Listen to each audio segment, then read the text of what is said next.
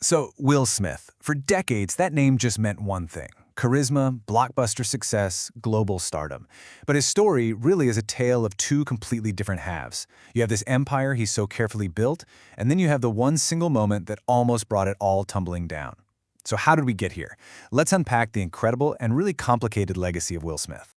On one side, you have the legend, right? The guy who conquered music, TV, and movies like nobody else. And on the other side, you have the moment. 10 seconds of lost control at the Oscars that changed the entire conversation. It's a story of two legacies clashing, and the contrast is just wild. And that really is the big question here, isn't it? How does a guy who was, for the longest time, one of the most bankable and universally loved stars on the planet find himself at the center of a firestorm like this? To figure that out, we have to go all the way back to the beginning. And our story starts in West Philadelphia, where this charming kid got a nickname that would pretty much set the stage for his entire rise to fame. It turns out the Fresh Prince wasn't just some catchy brand he came up with. It was who he was from the jump.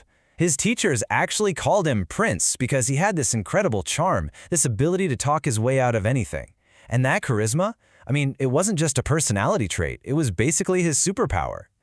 He took that charm and poured it right into his music. Now think about the scene at the time. West Coast gangster rap was exploding, but he and DJ Jazzy Jeff, they came with something completely different. Their clean rap was fun, told stories, it was funny, and there was absolutely no profanity. It was something everyone could listen to, and it made them huge. And that success happened fast. Really fast. They team up, and by 1989, they're literally making history, winning the first ever Grammy for Best Rap Performance. But then, here's the crazy twist. Just 1 year later, thanks to some really bad money management, he's basically broke, owed millions to the IRS. At the absolute peak of his music career, he had lost everything. So he's at this major crossroads, and his next move, it wasn't about art, It was about pure survival. He was desperate. And salvation came in the form of a sitcom. But The Fresh Prince of Bel-Air didn't just save him from financial ruin. It became this massive cultural phenomenon and proved to the world that this guy was a seriously talented actor.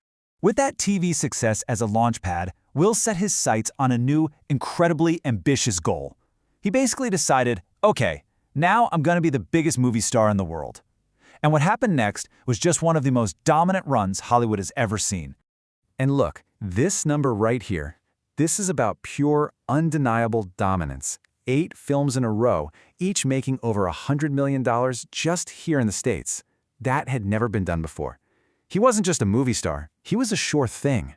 He became the undisputed king of summer. Bad Boys, Independence Day, Men in Black. This run made the 4th of July weekend Will Smith weekend. It got to the point where if you were going to the movies in the summer, you were probably going to see a Will Smith movie. He owned it. But just being Mr. Blockbuster, that wasn't enough for him. As he was conquering the box office, he started chasing something else: respect from the critics. And as he started doing that, the perfect happy-go-lucky mask he'd worn for so long, well, it started to show some cracks. So he started taking these roles that totally challenged him and, challenged how we all saw him. His transformation into Muhammad Ali, his raw performance in The Pursuit of Happiness, those got him 2 Oscar nominations. This was him showing everybody he was way more than just an action hero with a good one-liner. And this quote from his memoir, wow, it really gets to the why behind all that drive.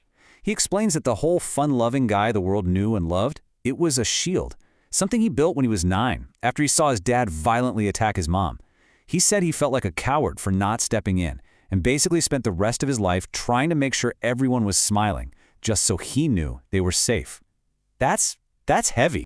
And then, that vulnerability went from private to very public. When he and Jada Pinkett Smith started talking so openly about the problems in their marriage on her show, Red Table Talk, that whole illusion of the perfect Hollywood power couple, it just shattered. And for the first time, Will Smith looked publicly humiliated. He looked fragile. So you've got all this stuff bubbling under the surface, right? The pressure, that childhood trauma, the public vulnerability. It's all the backstory for the night his entire legacy got redefined in an instant, the 94th Academy Awards. It happened in a blink. Chris Rock tells a joke, Will gets up, walks on stage, slaps him, walks back to his seat, and just shouts "this morning." And then, just silence. This completely stunned, awkward silence, not just in the theater, but in millions of living rooms around the world. The whiplash of that night was just unbelievable. You have this shocking moment of violence right there on the Oscar stage, and then minutes later, he's back on that same stage, tearfully accepting the highest honor of his entire career. The paradox of that moment is just staggering. And the fallout? It was swift and it was serious. He resigned from the Academy, yeah, but they still brought the hammer down with a 10-year ban from the Oscars and any other Academy events. The message from the industry couldn't have been clearer. After the slap, Will Smith basically vanished. He went quiet. And the question on everyone's mind was pretty simple. Is this it? Could he ever come back from this? Was his career over? You know, for a while there, the general feeling among a lot of experts was that the damage was just too much. That special connection he had with audiences, the one that made him Mr. Blockbuster, they thought it might be broken for good.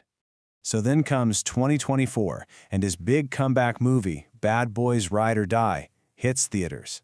The predictions for its opening weekend were, okay, kind of modest. But what actually happened? The movie just blew those predictions clean out of the water. And those box office numbers, they told a really clear story.